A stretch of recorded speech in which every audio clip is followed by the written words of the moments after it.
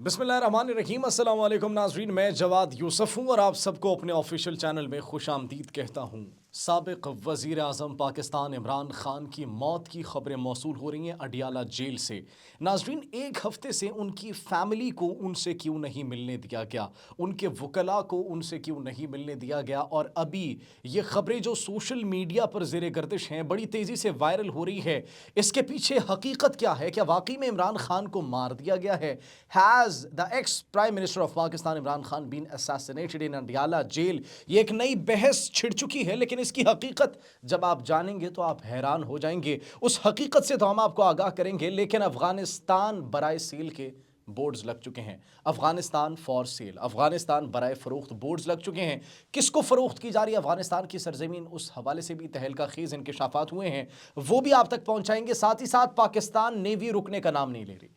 Pakistani navy ने smash missile का कामयाब तजर्बा कर लिया है और अब ये ऑफिशियली नेवी में इंडक्शन भी हो चुकी है स्मैश मिसाइल की। स्मैश मिसाइल की क्या खुसूसियात हैं और ये भारत के INS विक्रांत के ताबूत में आखिरी कील क्यों साबित होगा, और भारतीय नेवी अब पाकिस्तान नेवी के निशाने पर क्यों आ चुकी है, इस हवाले से भी आपको बताएंगे। सऊदी अरब की जानिब से एक बहुत बड़ा ऐलान किया गया और वो ऐलान ये है कि हम अब्राहीमी मुआहिदे में, अब्राहम एकॉर्ड्स में शामिल नहीं होंगे अनलेस और अनटिल, वो अनलेस और अनटिल वो वजह जो प्रेजेंट की गई है अमेरिका को और पूरी दुनिया को, उस हवाले से भी एक अहम स्टेटमेंट है, वो भी आप तक हम पहुंचाएंगे।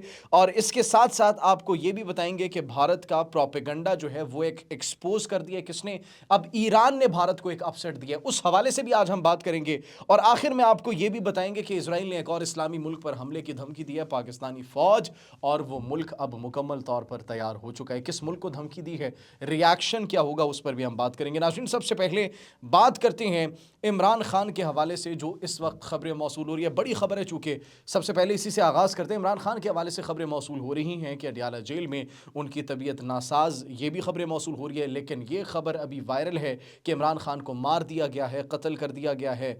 और इस खबर में कितनी हकीकत मौजूद है नाज़रीन, आप जानेंगे तो परेशान हो जाएंगे।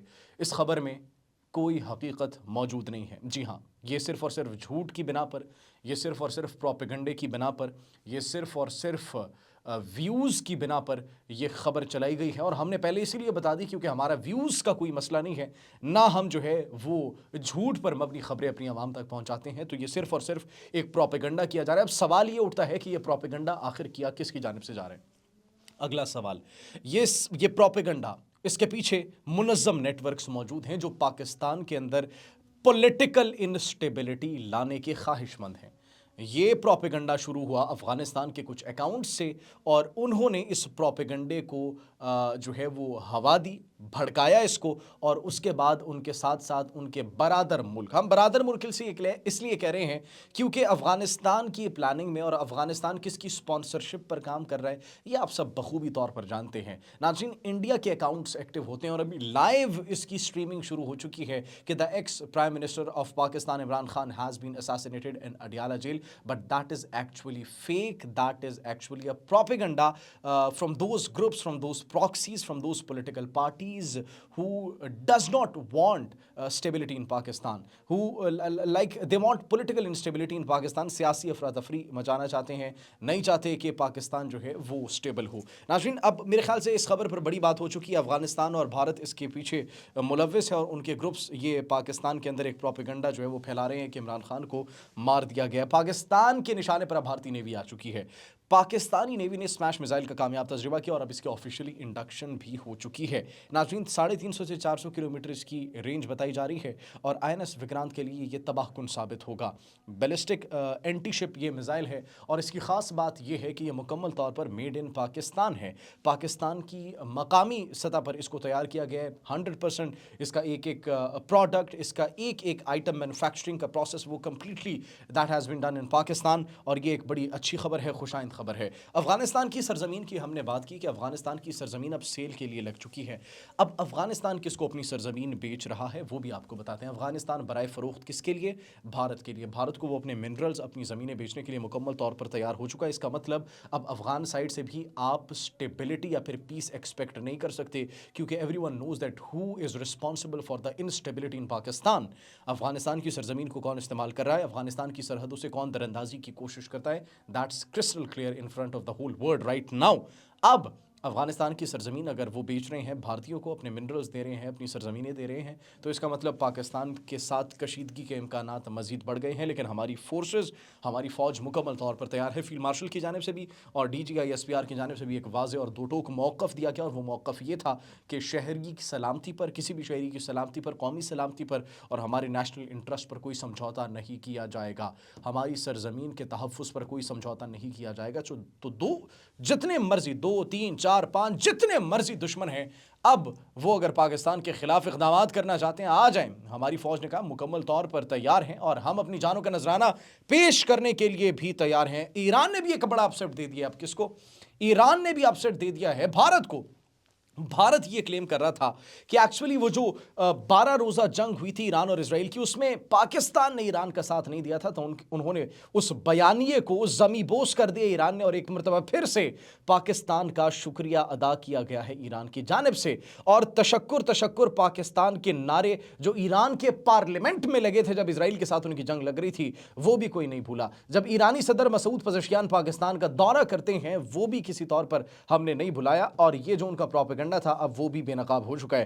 ناظرین، بڑی خبر سعودی عرب کے حوالے سے یہ ہے کہ بڑی کوشش کی جا رہی تھی سعودی عرب کو ابراہیمی معاہدے میں شامل کرنے کی، اور اس میں شمولیت کے لیے ڈونلڈ ٹرمپ نے بڑی کوششیں کی۔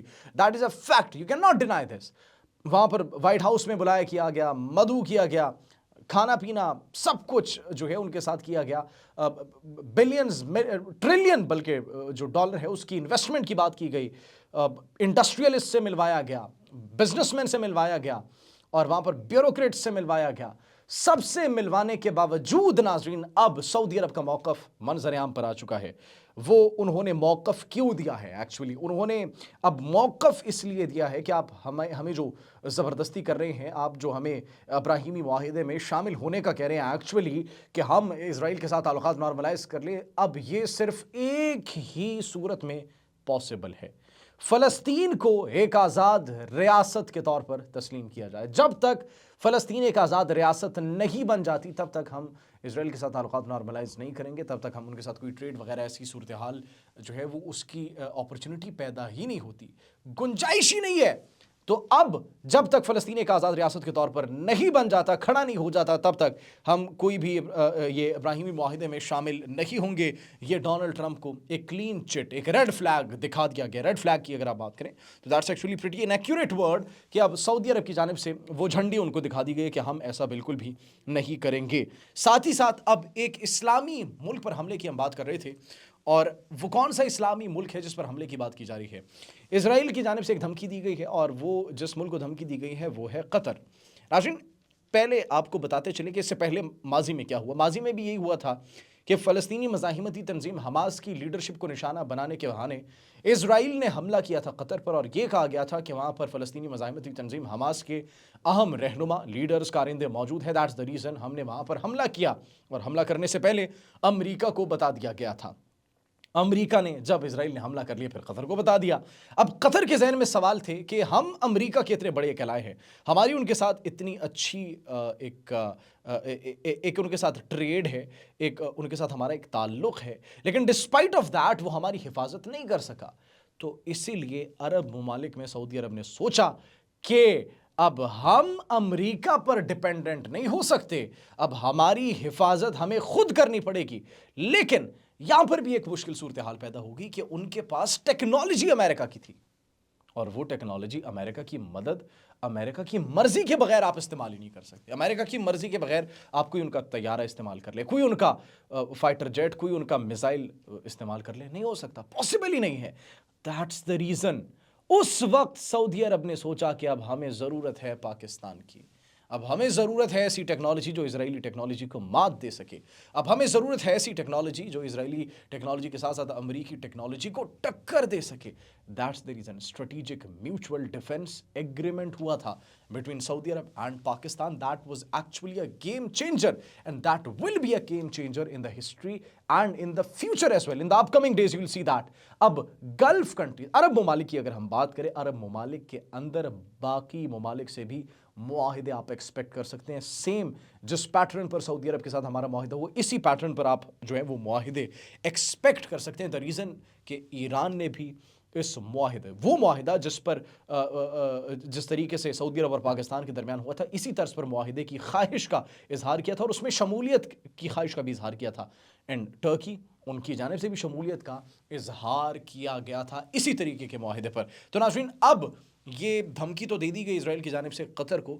اب سوال یہ ہے کہ کیا قطر اس کے خلاف سٹینڈ لے گا یا پھر نہیں, پاکستان کے ساتھ معاہدہ کرے گا یا پھر نہیں. آپ اس بارے میں کیا سوچتے ہیں؟ کمنٹ سیکشن میں اپنی قیمتی رائے سے ضرور آگاہ کیجیے گا. اپنا بہت خیال رکھیے. اللہ نگہبان.